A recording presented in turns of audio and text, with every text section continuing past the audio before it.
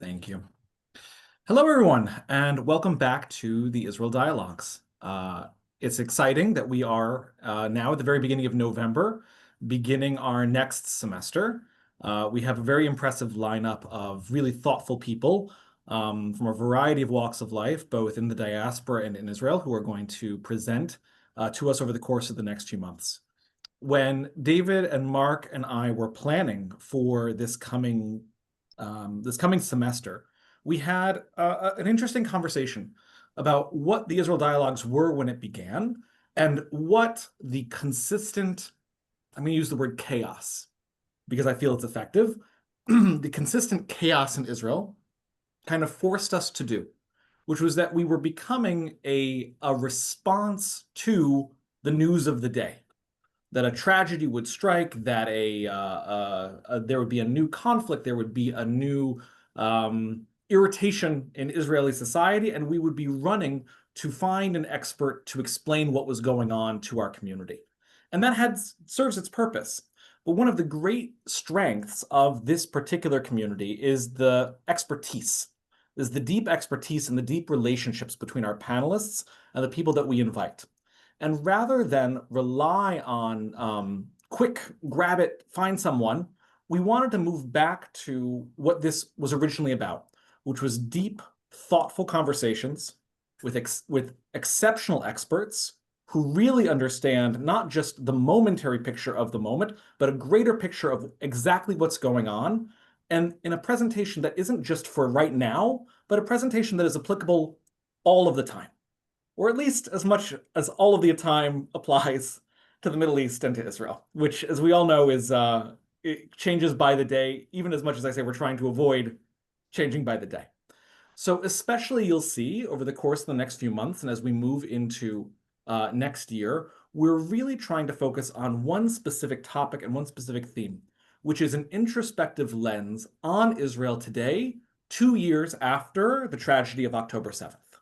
Where are we as a society? Where are we as a diaspora? Where is the Israeli community minded? Where is the Jewish community minded? Where are the rifts? Where are the healings? And so with that concept, that's where we're really going this next few months. My wonderful panelists and my wonderful friends and partners, David and Mark, I'm going to hand it over to you to introduce our guest for today and why our guest today is perhaps one of the best people to talk to us about Israeli society in this moment itself. So thank you all for joining us for once again for this wonderful semester. We can't wait to continue to learning with you. And I shouldn't have said I'm going to send it over to you, as I have one small announcement to make, of course, which I forgot. I promised I would do this, that on December 3rd, the Munk debates are coming to Toronto. And this year, especially, it is vital for people to attend, as it is a debate on the two-state solution between former Prime Minister Ehud Olmert and former head of Labor, Tzipi Livni, and a former cabinet minister and a leader in the right wing, Ayelet Shaked, who is currently not in government, and former ambassador to the United States, Michael Oren. There will be a link that Holy Blossom sends out hopefully tomorrow, giving you a reduced price ticket. We're just waiting for Munk Debates to send us the code for that. But if you want to get your ticket today, I strongly suggest that you go and purchase those. They are going relatively fast. Okay. And it's with that, I'm going to hand it over to Mark and David. Thank you, Rabbi Kate. It's a pleasure to be with my friend Paul Lips here in his home in Even Yehuda in Israel, which is just east of Netanya, for those of you who know Israeli geography.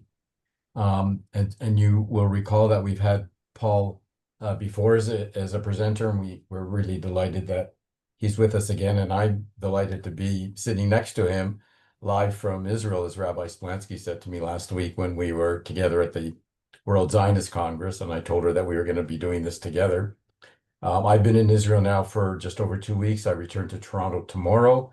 I have much to speak about and talk about to others who may be interested. I've taken a lot of photos, particularly from the south, from the Gaza periphery. I've been down there twice in the last 2 weeks and had an opportunity to spend time with our Reform rabbi who's down there. Many of you will have met her when she was here earlier in the year, Rabbi Yael Vergen, who has done incredible, dramatic and sensitive work with the communities down there these last 2 years since October 7th.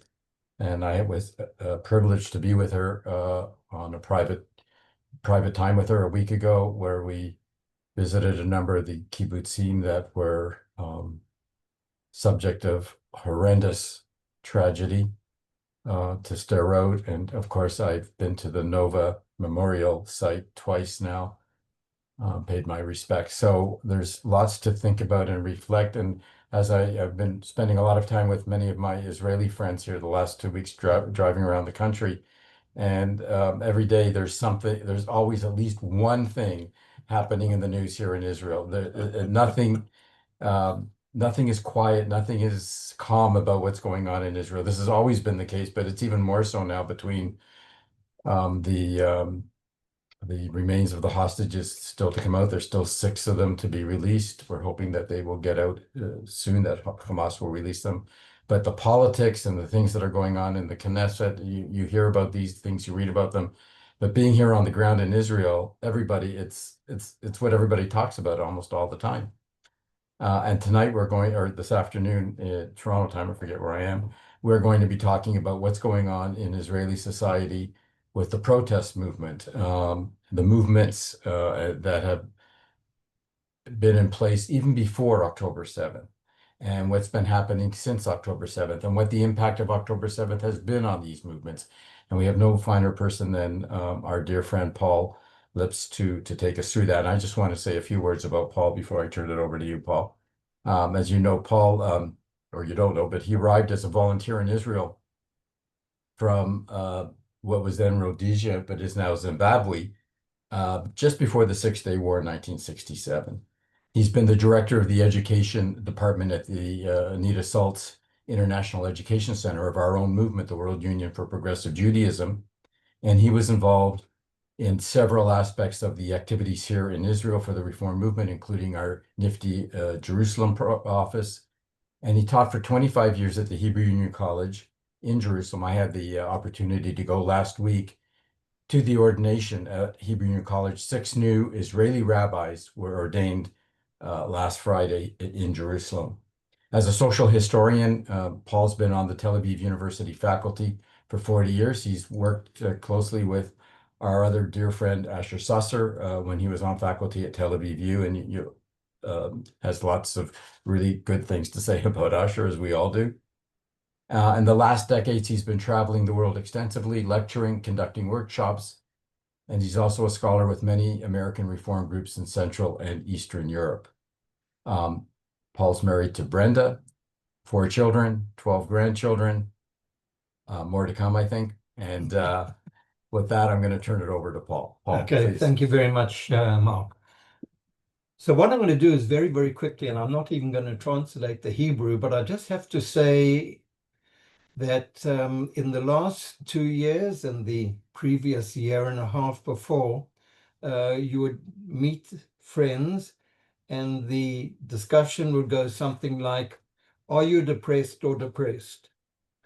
Now, the interesting thing about my presentation at the moment is that I believe, and I certainly hope that we are at a different stage of life.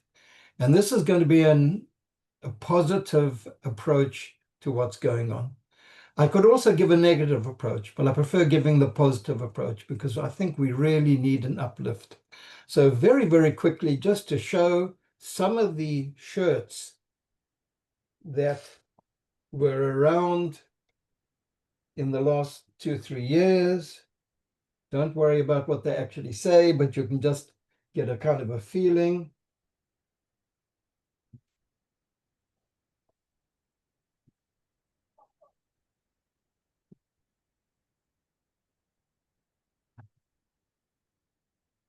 And this is just a small portion of what appeared on the streets. there were so many other things going on. And therefore, I want to try and really say, and I believe it, that we have to see things in a positive light at the moment, although there, and Mark mentioned it, there are always tremendous bumps at every single stage. But what are the good things that have come out of the miserable 3 years? And I want to start off with a topic which I think doesn't get enough attention, and that is the formation of the Kohelet Forum, an American-funded organization which trained people to essentially try and make the Israeli political judicial system similar to the United States. And I would add to that, God forbid, that we don't want it. We didn't want it. And the Israeli government, seeing what the Kohelet philosophy was all about, and they were funded also by the Tikva Fund, the government was really totally giving the incorrect information. They defined it as judicial change. It wasn't. The reality was that they were trying to reduce the power of the opposition, and as it turned out, as we know today, of the Israeli voting majority, and they were basically going to ensure that the government in power at the moment would be in such a strong position as a result of their legal systems and legal changes that the opposition would actually disappear.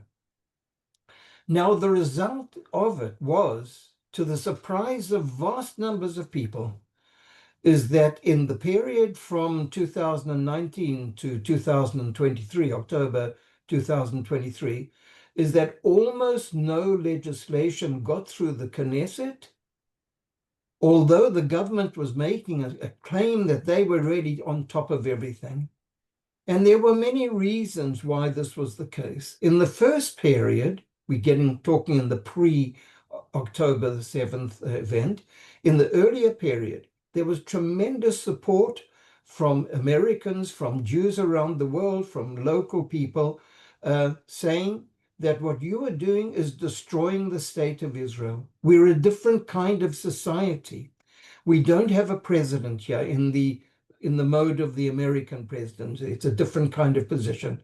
We are much closer to the British system, but even there we are different because we have a problematic voting structure, which I won't go into too much. Now, what the government tried to do is basically ensure that the High Court, in addition to the legal advisors of each of the government ministry, would actually lose their power. And the Israeli population, realizing what happened, in the period from about 2019 to 2023, came out on the streets.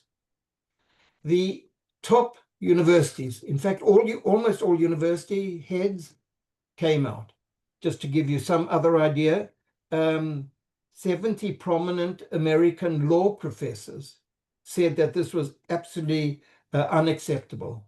And to take someone who's in some ways quite close to Netanyahu, Alan Dershowitz, he said the following: if I was in Israel, I would be joining protests. As a result of what the government was doing, Israel lost approximately $7 billion, was withdrawn from Israel by Israelis and outside investors who actually believed that the Israeli economy was going to collapse. And therefore, we were in a very, very problematic situation, whereas people were out on the streets, and we were faced by a number of possible results. One was empathy fatigue. Empathy fatigue was Saturday night after Saturday night, sometime in the middle of the week, vast numbers of Israelis were turning up, obviously in Tel Aviv, but also in at least another 8 central places and in very, very many small places as well.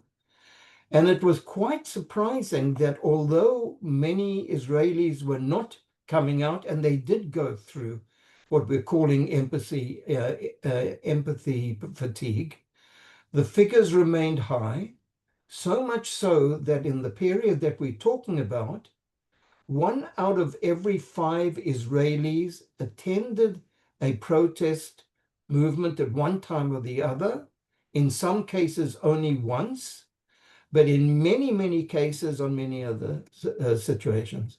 My wife and I, for example, for the last 3 years, have almost never avoided attending one protest place or another through the whole 3 years period.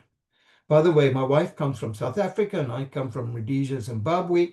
We know what autocratic governments are about, and we were shocked when we began to realize what might be happening in Israel, the Israel that my wife came to in 1965 and I came in 1967. Then comes October the 7th. When the Hamas attacked Israel on that day, people like myself were faced by an unbelievable dilemma. Who are our real enemies? For the year and a half before, we had no doubt that the enemies, and this is a harsh term, but the enemies who were trying to destroy the country that we believed we wanted to live in were members and supporters of the Israeli government, consisted of the Likud party, consisted of 2 ultra-Orthodox parties, and consisting of 2 radical right-wing, essentially Jewish extreme parties. So this was our enemy. October the 7th, suddenly we had a totally different enemy. And that was the Hamas attack, and you people all know exactly what the implications of that was all about. So at the early stages of a few weeks, the question almost became, with vast numbers of us, do we stop the attacks? Because our protest movements are, in a sense, attacks. I'll explain the nature of them in a little time. But would we really, or should we really, in a wartime situation, go against our government? This was not an easy issue. Our enemies around us, we know it. We do have friends as well. But are we going against ourselves by in any way weakening the government? And here we look at the inside thinking of those people who took charge. Now, the people who took charge, and I've used the term protest movement because that's my umbrella term, but it does consist, as David has pointed out to me, of vast numbers of very, very many small groups. In an unusual situation where conflicting ideas were being forwarded, the leadership, vast numbers of leadership, many of whom were grassroots leaders, made a number of very important decisions. By 3 weeks' time, 3 weeks after the Hamas attack, there was a decision made that there would be no leader. There would not be one person, because it was recognized that the wide section of Israeli society was in fact protesting, but for different reasons. It was sometimes because they wanted to improve the economy. Other times they were worried about so many people leaving. In fact, until now, more than 50% of the people who've come into Israel have left the country. So we've actually lost 50% of the people who are coming into the country. So we're losing numbers, by the way. So what we are beginning to find here is that these grassroots leaders, and I describe them in that sense because in the vast number of cases we didn't know who they were. Now, we did know who the military people were. Right from 2019, the military people came in, ex-military people, center, left of center kind of military people, who were too often trying to analyze the situation only in terms of military issues. That was, they were frightened that the behavior of the government was weakening the military of the country. Now, at a certain time, people in this country were beginning to realize that they are not necessarily the best advisors to really get the movement going. And that's why, if you look at the leadership, which is a very unusual term, which we can use in a war situation, which is so broad, we have seen the arrival onto the national scene of the most capable people who ever I've seen, pretty much during my visits around the world, and I visited over 40 countries to try and understand what's going on. These people, coming from all different backgrounds, came to the fore and essentially built the four main groups, but there were hundreds, literally hundreds, of other little groups who you'd only know about when you were at one of the demonstrations, particularly the big ones in Tel Aviv, with some sort of sign, some sort of code, some sort of slogan. And it was this amazing ability of people with slightly different like-minded feelings, understanding that there is the common good, which is important. Rabbi Gilad Kariv was in our little town a month and a half ago, and he mentioned something that was very useful. He said that you cannot believe how many people, outsiders, non-Jews, are coming to Israel to speak to the main players, to ask, how has Israel formed such an amazing protest movement for such a long time? That's an amazing comment, because once again, I want to define this country is, until a short time ago, was at war. And we were doing something, the people of Israel, in a way which I'm sure the historians of the future will look back and be able to put their fingers on it. But the people of Israel came out hour after hour in the rain and the sun, in comfortable conditions and not comfortable conditions. Some people coming to the demonstrations in wheelchairs or walkers or something like that. Young people. So we didn't see so many of the young people in the periphery arenas, but at the big demonstration, Kaplan and Balfour, you saw large numbers of young Israeli 16, 17s, 18, 19s. You see people who you knew were in the army but had a weekend out, and rather than going out with their friends on a Saturday night, were coming to the demonstrations. So this was something very encouraging. Just to give something of the feeling, and as I mentioned, my wife and I, we were in so many situations. We went to places where we would never normally have gone because we wanted to see how they were behaving. Wherever we went, there were different models, there were different kind of speakers. But what impressed me most, and it's such an emotional feeling, around one felt one was totally with one's dear friends. That was it. One of the last demonstrations that we had in Kfar Saba, which is a 10-15 minute drive from here, was very interesting. We were sitting there. I get quite tired standing an hour and a half, so I normally have a little chair just to make it easier. A guy comes around with little cookies, just a regular fellow. He's bought a whole lot of little cakes and things like that, and he's going around handing it out as a kind of a statement of friendship. There was no pushing. Can you imagine being in a demonstration, as happened 2 weeks ago? 500,000 Israelis were standing in a closed area. And by the time we got to our buses, and I'll mention the importance of buses, no one pushed. Israel, no one pushing.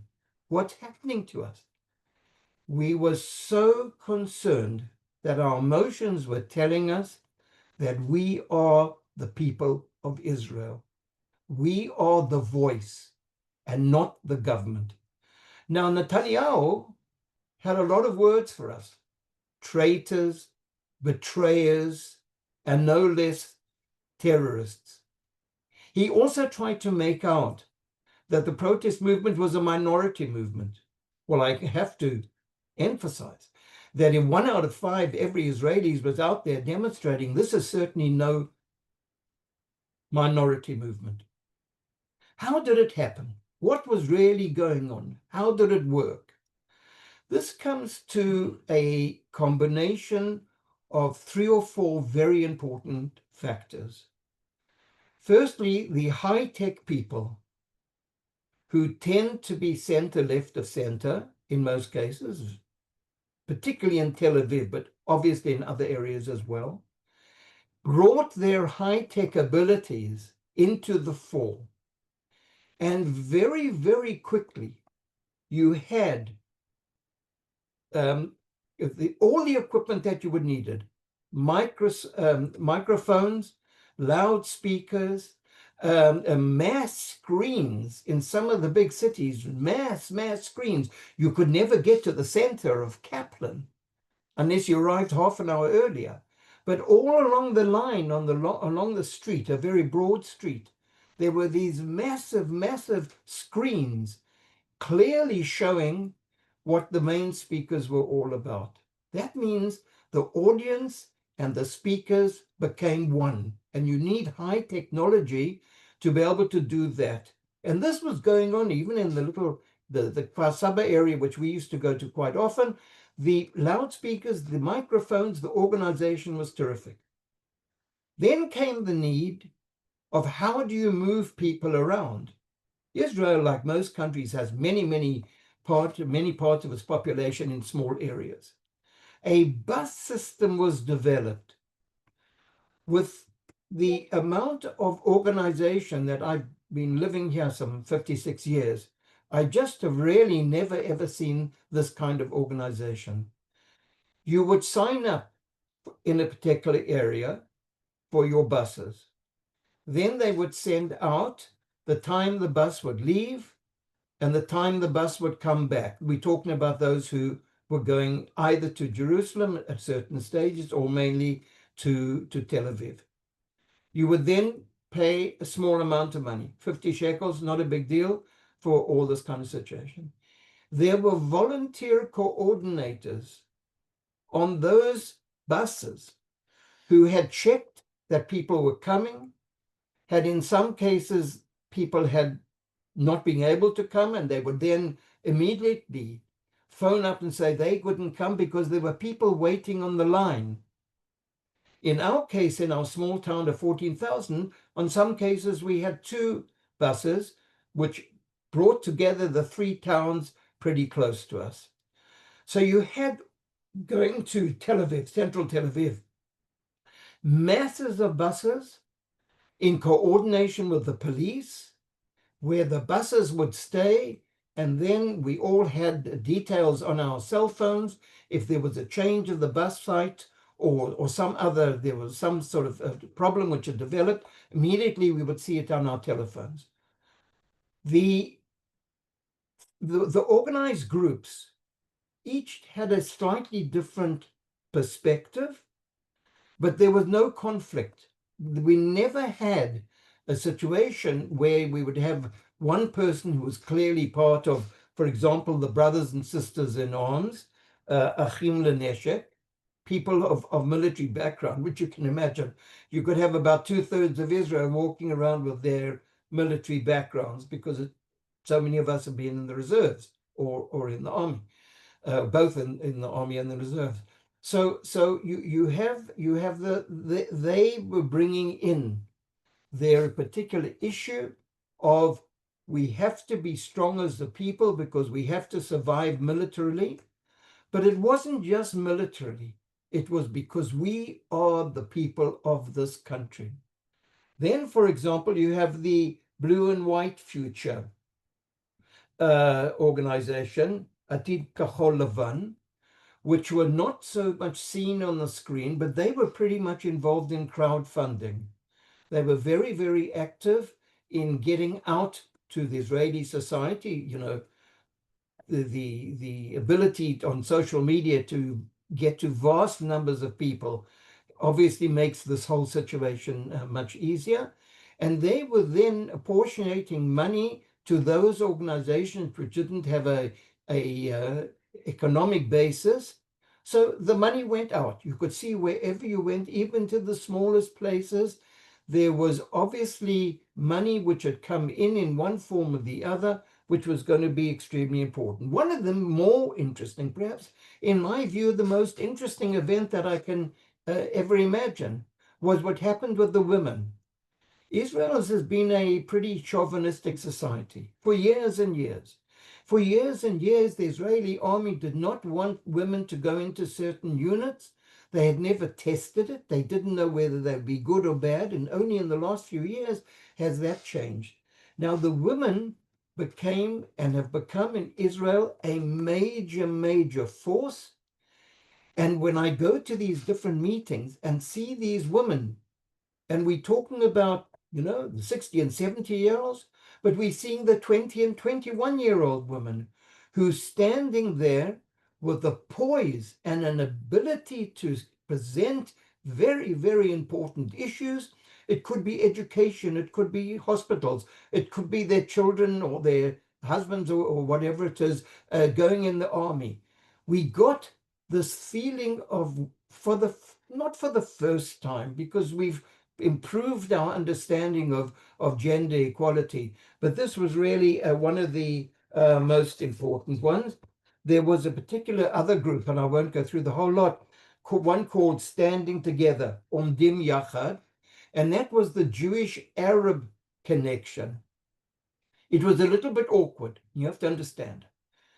After October the 7th and the attack by Hamas, some sections of the Israeli population, we're not talking about the radical right, but people who looked at what was going on, who feel that the Arab world wants to destroy us, which is true in some cases, but not in others.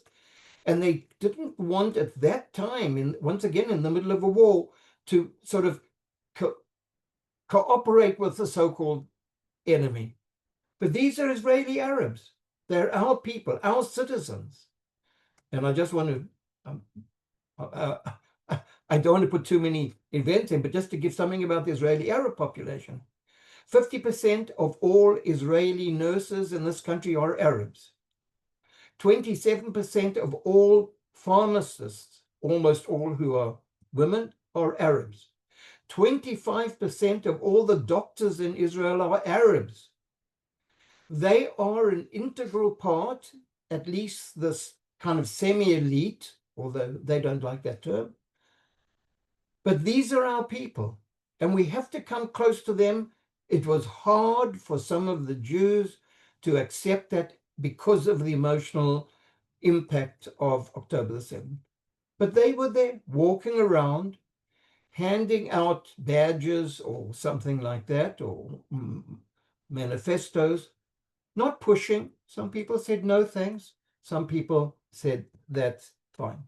And the last organization, which is then took over, was obviously the hostages families forum, Mata HaMishpachot. All of this was a one belief pattern. Get the hostages back. Keep pushing the government. And in some parts of the country, not all, because once again, empathy fatigue is wearing people down. But in certain parts of the country, the demonstrations, the protests are now to get this government out of power.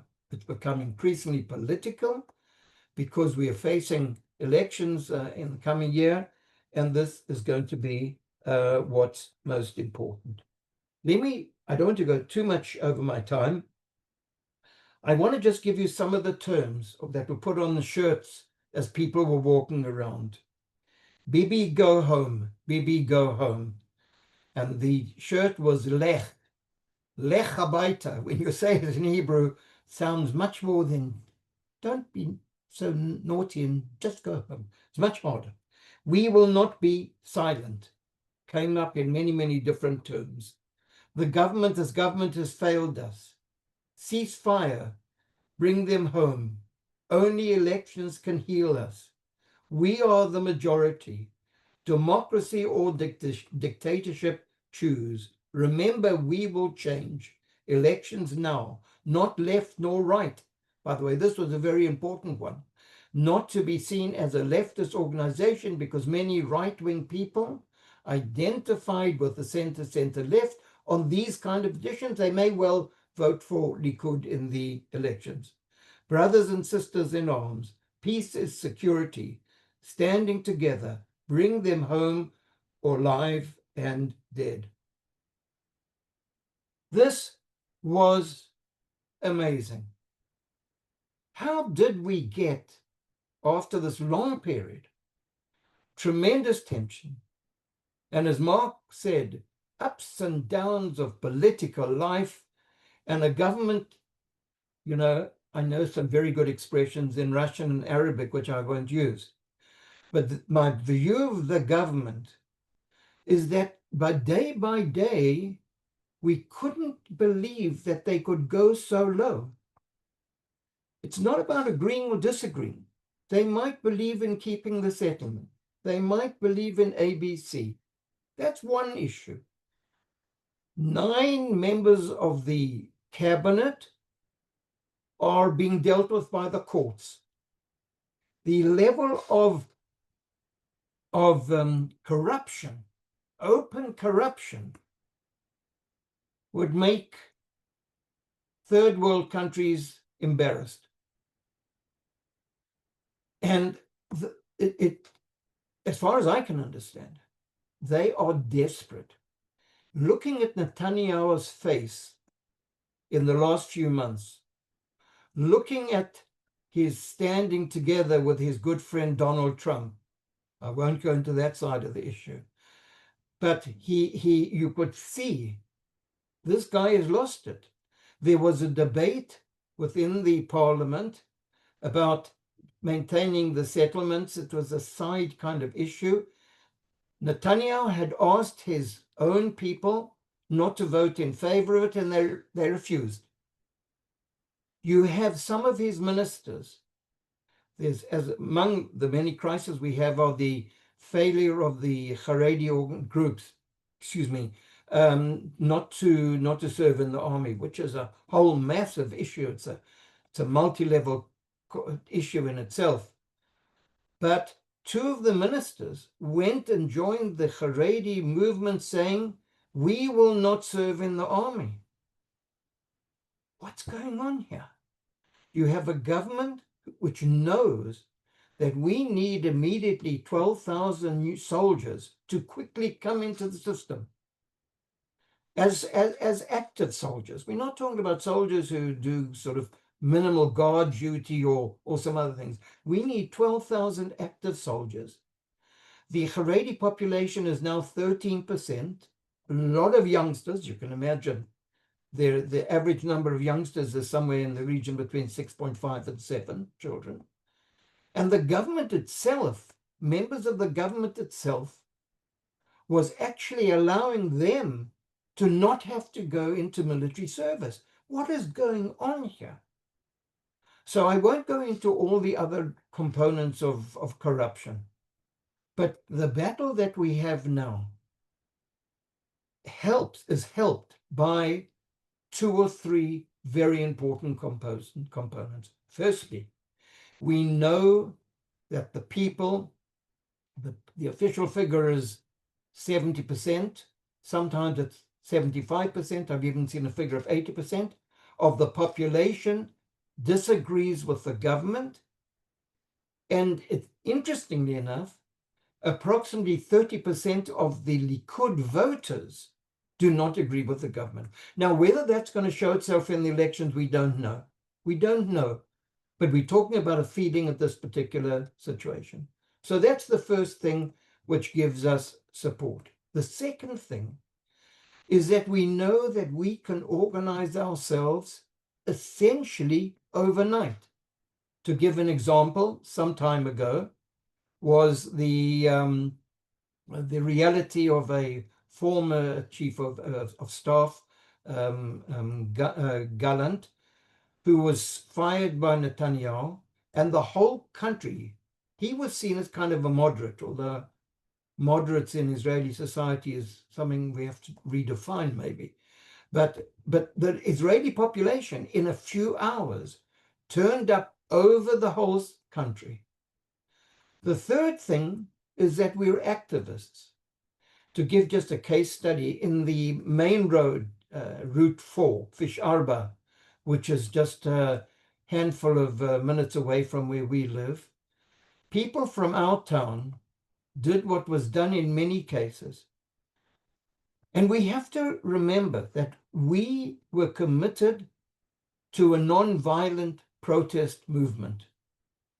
While protests are going around the world, pro-Palestinian protests, very, very violent, harming people and property. In Israel, the protest movement, without having to say it, knew that we shouldn't harm anyone. Now, that wasn't always held. In some cases in middle of Tel Aviv, the young people took car tires and burnt them. I was against it. Many of us were against it. We understood.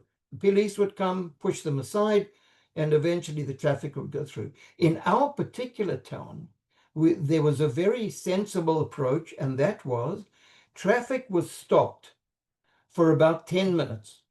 In the morning, by the way, that's a main road. So on both sides of where the stoppage was a long line. People would go along and say, look, we know you're in a hurry. You want to get wherever your child has to get to school, you want to get to a job. Please understand, this is only going to be for a very short time.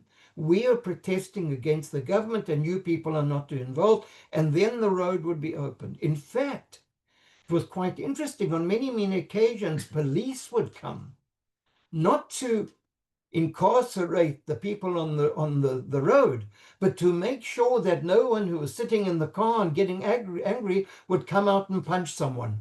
So we actually had the police connecting us, saving us, sorry. In Tel Aviv, it was different. In Tel Aviv, because the police minister of national security, which just kind of sticks in my throat just a little bit, he had brought into the police leadership, particularly in the Tel Aviv police group, to really try and push people to their maximum.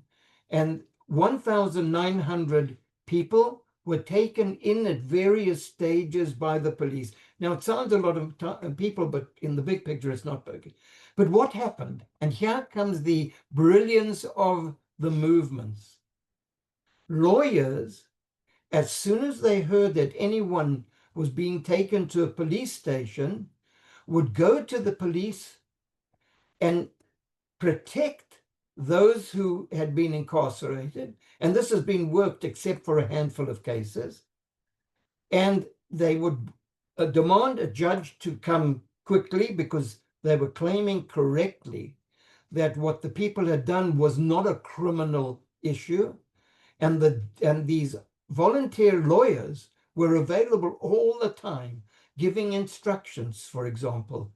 Keep our numbers, don't allow certain things, ensure that your phone won't be taken away from you, all these kind of things. So you have this feeling that in the next stage, and it may well come about, we will still be okay. And the last issue is a Jewish issue.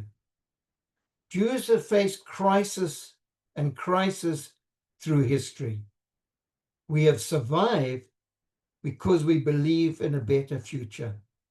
That is not only a biblical analysis, it's not only a Talmudic analysis, but it's an analysis for the Jewish people wherever they live.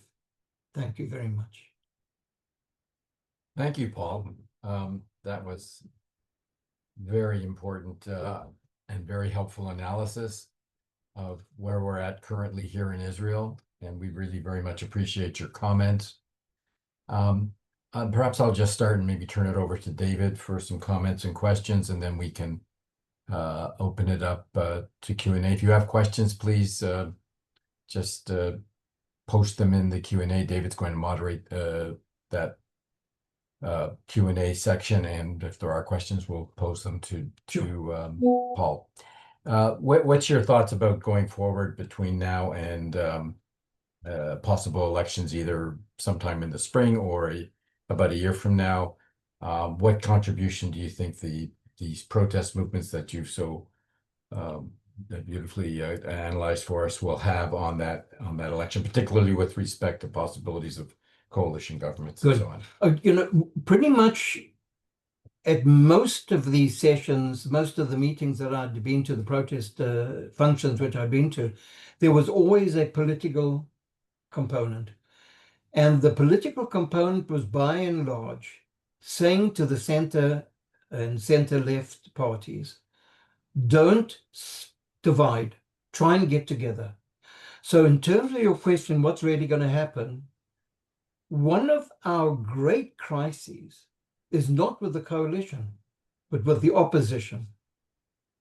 This has been a traditional Israeli problem, but now it's more dangerous than ever before.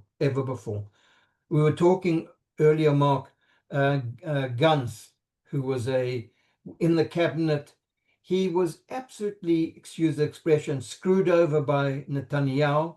He didn't know how to act. He might have been a good chief of staff, but he was awful as a politician. He's standing now. The polls show that he will not get the minimum cutoff line to get into the Knesset of 120 people. Threshold. Threshold, thank you. So that threshold, he's not going to get to that threshold, but he's probably going to stick around, and he's going to waste votes. So the thing that worries me is I know what the coalition is about. The coalition and the Haredi parties in particular are being bought out day by day. Everywhere, every yeshiva, every mikveh, anything you can imagine. Money to the schools by the Minister of Education, who, by the way, is a former pilot. He's a former pilot, and he's in the hands. He's behaving as if he is responsible to the two Haredi parties. Anyway, be it as it may, these what is actually most vital is for us to try and get the parties together. They don't all, it can be 5 parties. By the way, there's always a problem with the Arabs. There was a short period where the Arabs joined the Bennett Lapid party very successfully. For 1 year, it was very successful.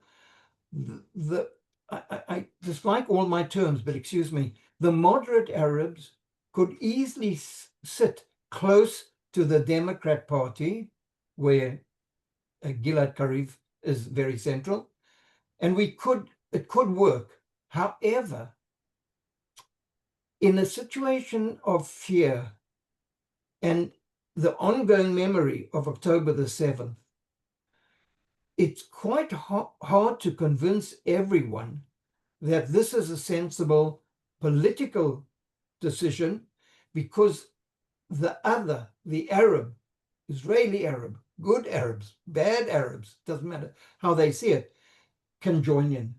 But if they do join in, there are 10 seats, as the polls say, going to the collection of 3 Arab parties. If they come together, if 3 of them, one knows who they are, would join the Democrats are showing at the moment 13 seats.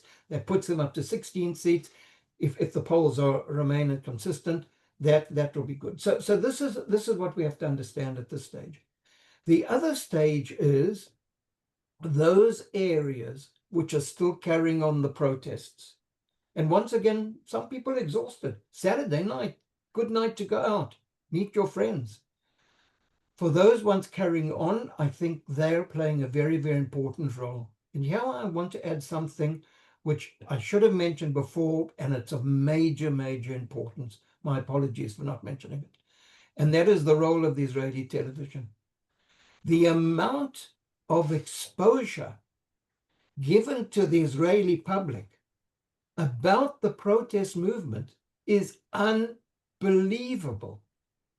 Day and night, you will see it coming up. The hostage families, fortunately, the living members of the hostage families are all with their previous hostage children or whatever it was, or husbands or wives. The television is on our side.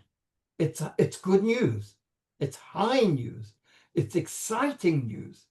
You go around and you look at all these signs and the slogans, and some of them are very, very clever, by the way. I know that some people are collecting all the slogans and all the signs and everything else. It'll be a wonderful book.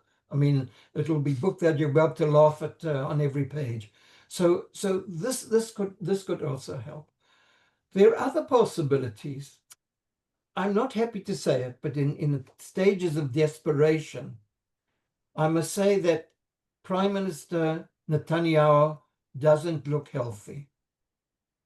So you can kind of imagine what I'm not hoping for anything too drastic, but I think he should be getting out of power now. He's altogether on and off been in power for 20 years.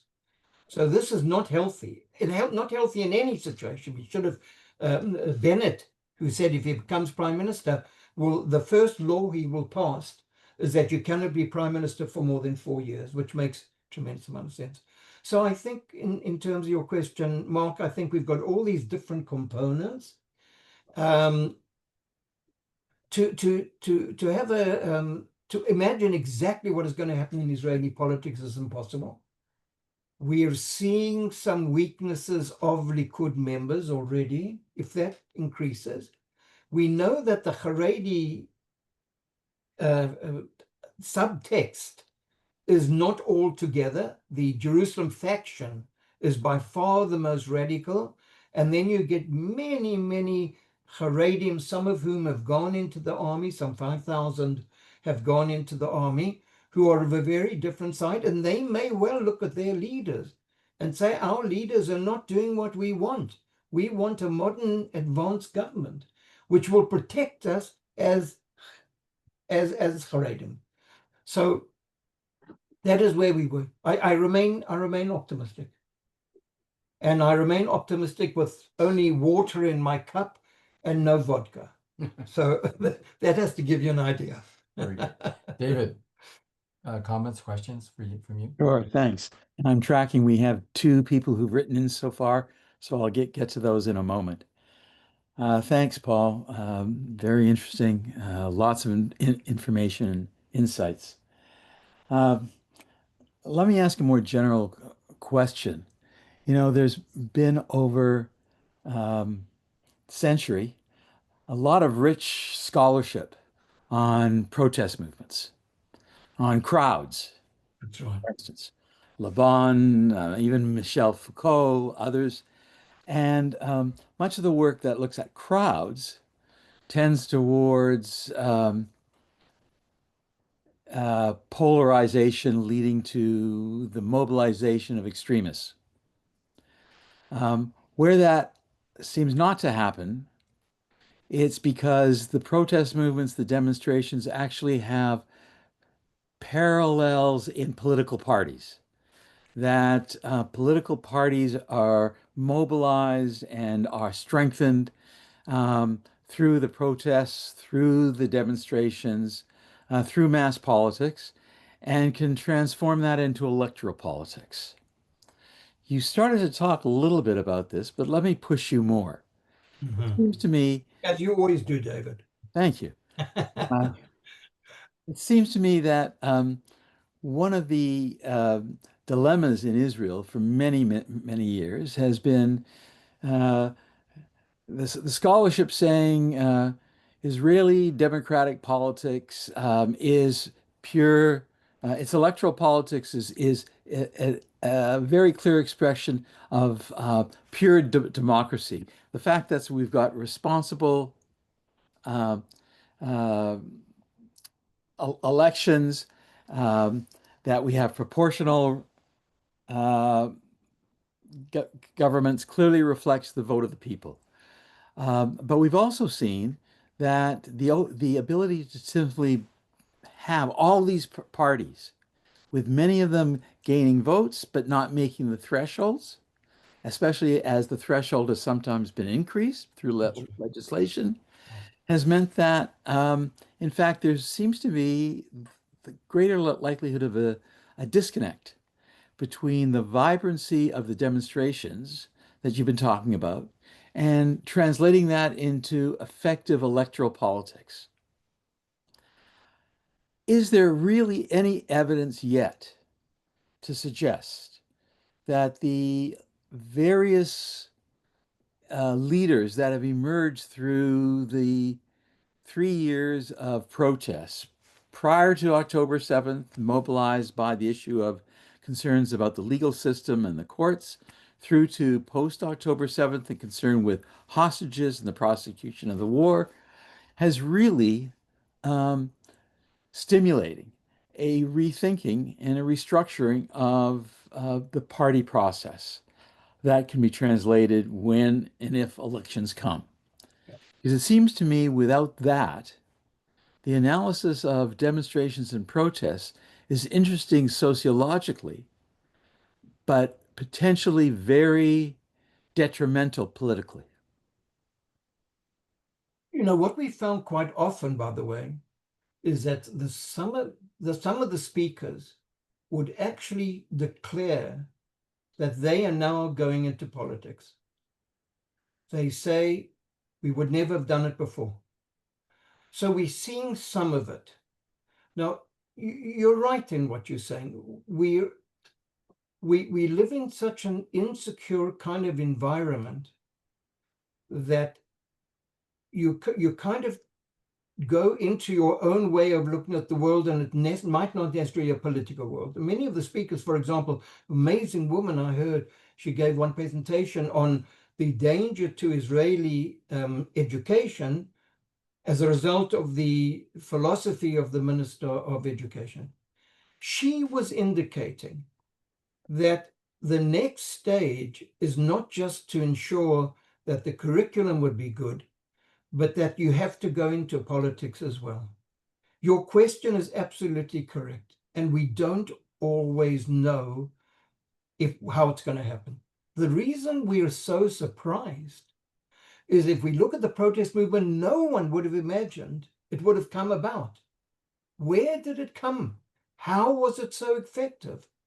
So the feeling is in the country, and we're seeing it more and more, I believe, is if that came to the fore, apparently out of the blue, maybe it will also turn into a political aspect as well. And this may well happen because it's a peaceful organization.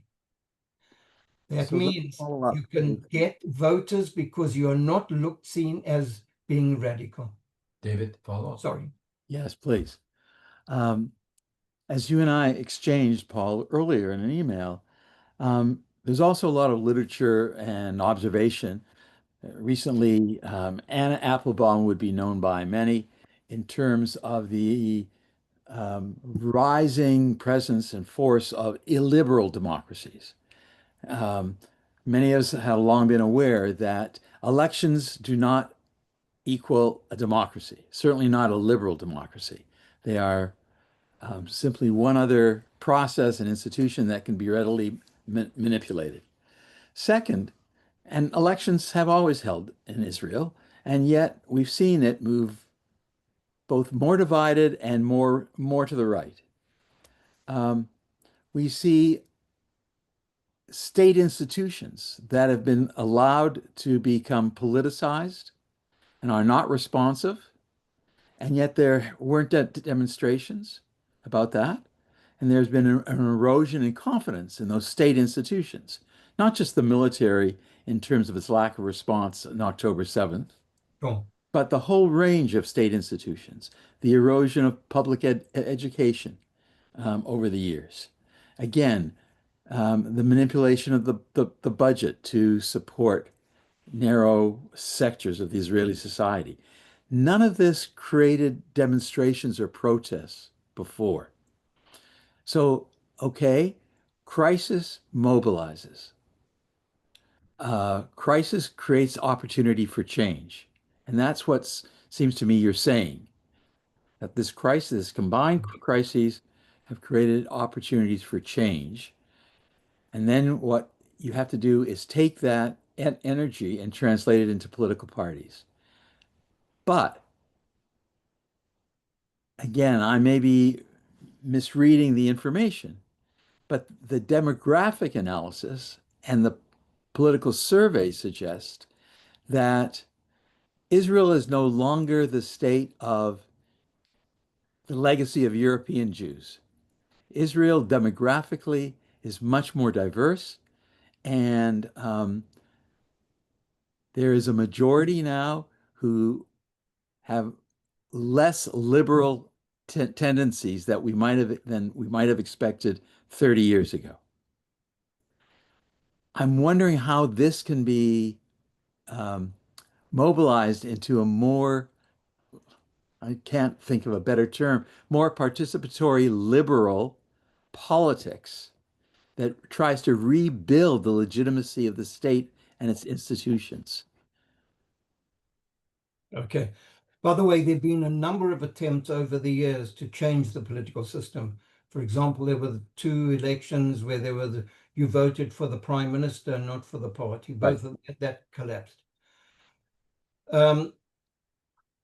We have a clear sign in this country from a sociological perspective that people who had grown up with very, very little political know-how have moved increasingly into the middle class, have gone through universities, who are looking at the Western world as the model that they want to understand. Now, why doesn't one hear of them? Because you don't hear, as we know in all societies, about the middle kind of people, the people who don't complain, the people who are living their lives. But we do see some sort of ongoing upward mobility. And in my hope is, my belief is that there are these people constantly coming into it. Now, just to give a case study, it's a minor case study where we're living. This was seen as an Ashkenazi town, 14,000 people, with about 1/3 of Yemenites, an early Yemenite group.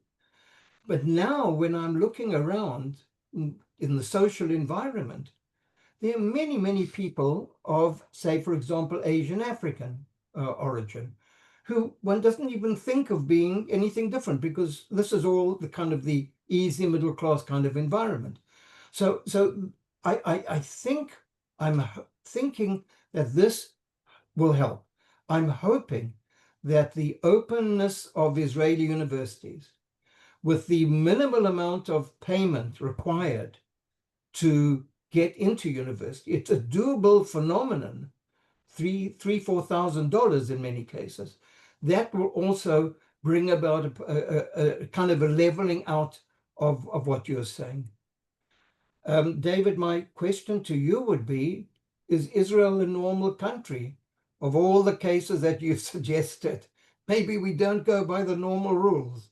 So who knows if the globalists in the realm really understand what Israel's all about? I don't know.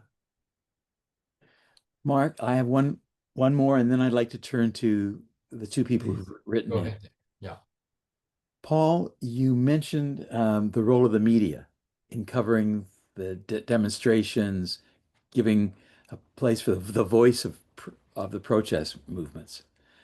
But at the same period, many have criticized the Israeli media for, some call it self-censorship, an unwillingness or following orders not to, in fact, provide the Israeli public with accurate information about what has gone on in the last 2 years in Gaza. And before that, what was going on in the judicial challenges. Without a free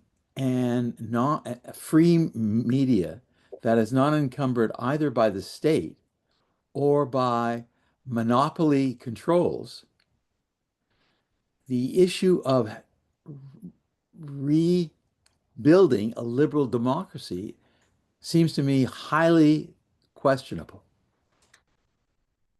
My answer. So many Israelis today are fluent in English. We can watch any different station that we want. CNN, Sky, DN, the German one in English.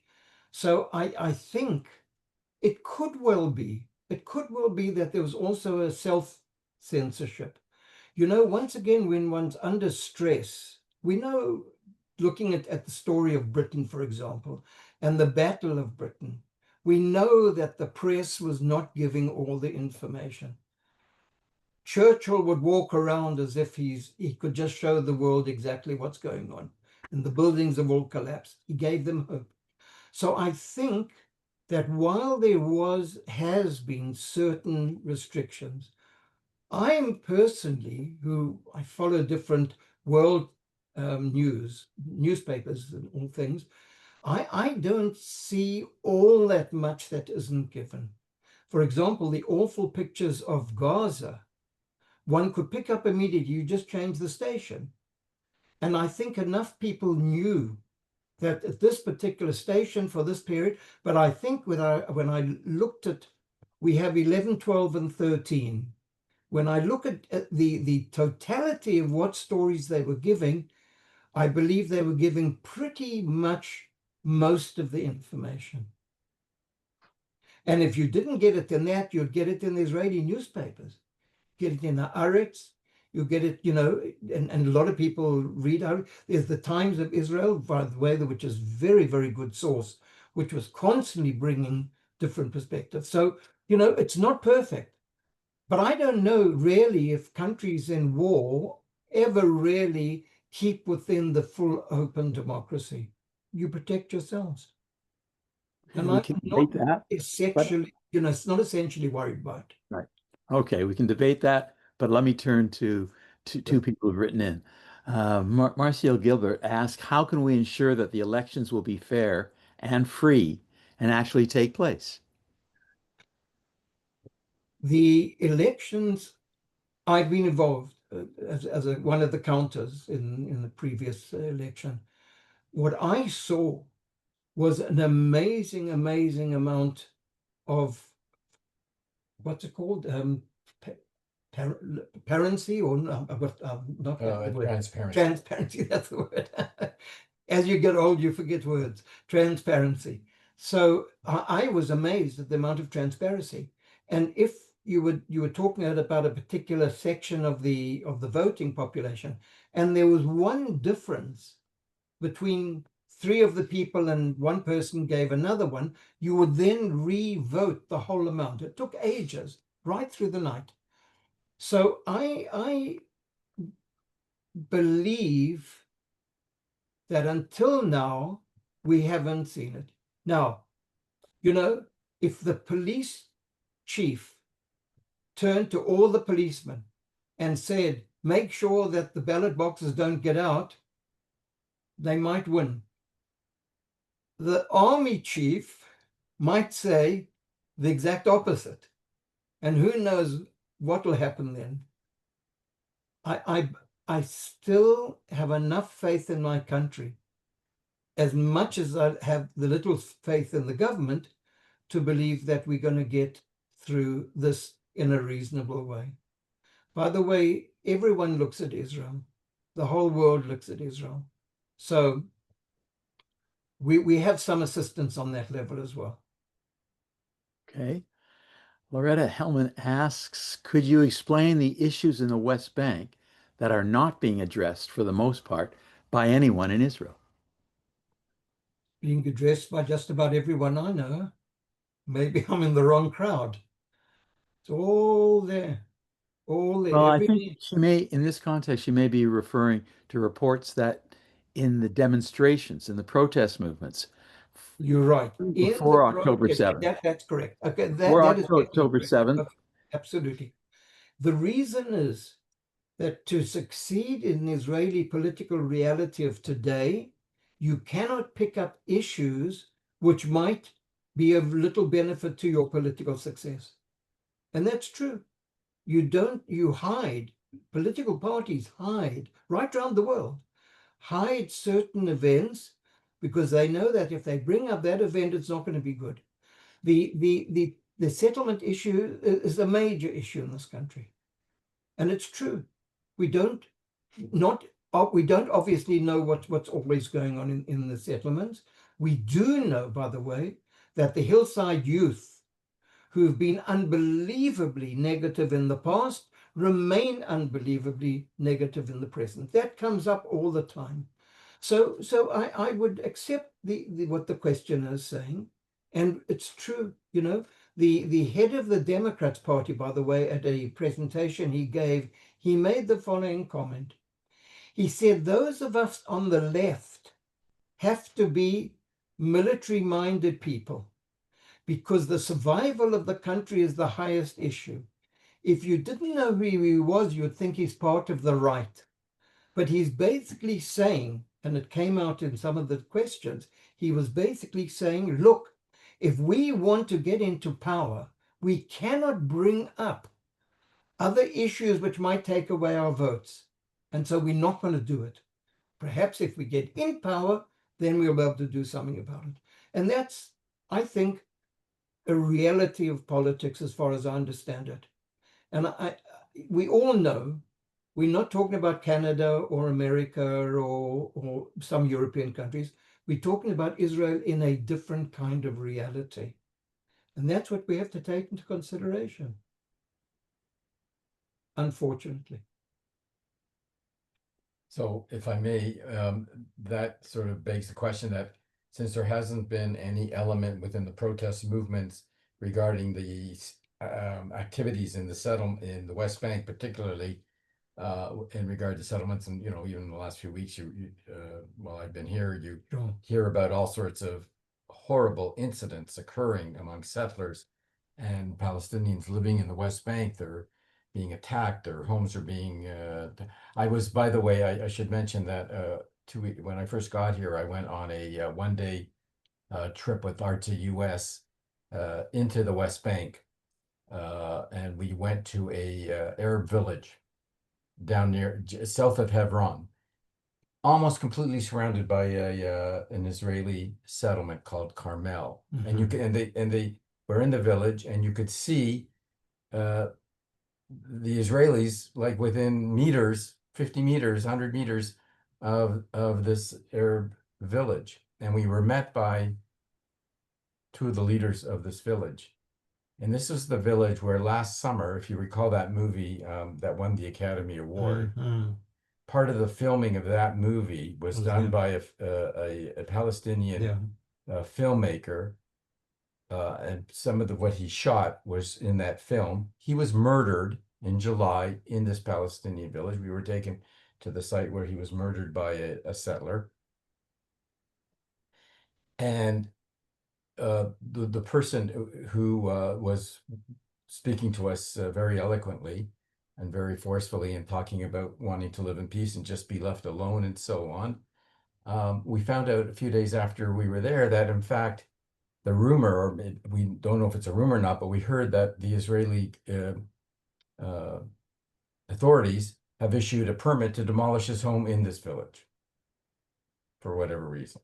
My point is, could we perhaps see another element of the protest movements emerging at some point once all these other issues find their equilibrium in some way, a protest movement emerging to press the government of the day and to press the opposition parties in terms of the policies that they're going to be announcing as part of the upcoming campaign to talk about dealing with this very crisis? Probably, unfortunately, my answer is no. I, at a certain time, many years ago, I'll end on this, drew up a list of top priorities for Israel. And it was a never-ending list. challenge after challenge after challenge after challenge, and we all know that. And without wanting to defend Israel in any way at all, I do know that the issue of the settlements and the behavior of the Hilltop youth have not got onto the main picture of the country. Most Israelis don't see it as important. And I'm upset by it. I come from a racist country in the past. But this is the reality. You know, you have sometimes in countries, you have a reality and you wish it would be different. I don't know, you as a Canadian might have wished that the indigenous population of Canada had been dealt with in a different way. And I know my Australian friends have a long story of that. So, and we are at that stage. I think my hope would be that when we become a more stable country with a stable government, and we have some sort of a higher level of security, I believe at that stage the issues would come up. But this is the human reality. You know, David, you know much more about the world than I do, but my own experience has been hidden topics in absolutely every country I go to. I once went to Prague, and there was a whole story about the Romas, the other word, less advisable word, gypsies, were being kicked out near the fences and things like that. I turn up there and I go to my well-known tour guide, wonderful woman, and I say, you know, you've got a real problem with the Roma. She said, what are you talking about? So I say, I've been reading in the newspapers. She said, oh, I didn't know. Well-informed person. So I'm not defending Israel, but there is this component, as I understand the world, where issues are not taken up for one reason or the other. And unfortunately, that's true of the West Bank, as much as we would like to think differently. Thank you. David, any final comments before we bring it to an end? No, it would take it in other directions. So That could be another webinar, David. indeed. Bring in Usher Sasser for that. Well, with that, I want to thank our very good friend, our dear friend, Paul Lips, for being with us. I want to thank David for your insightful questions. I want to thank the other people who asked questions. Most of all, I want to thank all of you for joining us at this first webinar of the fall season. Please keep your eyes open for upcoming webinars. We've got a number of them planned over the next 2 months. And and then David is working on our winter series, which I hope, I guess, will start soon after the new year. Just keep watching your emails, and we'll be in touch with you soon. I want to wish all of you from Israel here in Even Yehuda, Shabbat Shalom, a safe and peaceful weekend, and we'll look forward to seeing you very soon. With that, I thank you. Thank you, Paul, very much. And Mark, Thank you. forward to seeing you when you're back.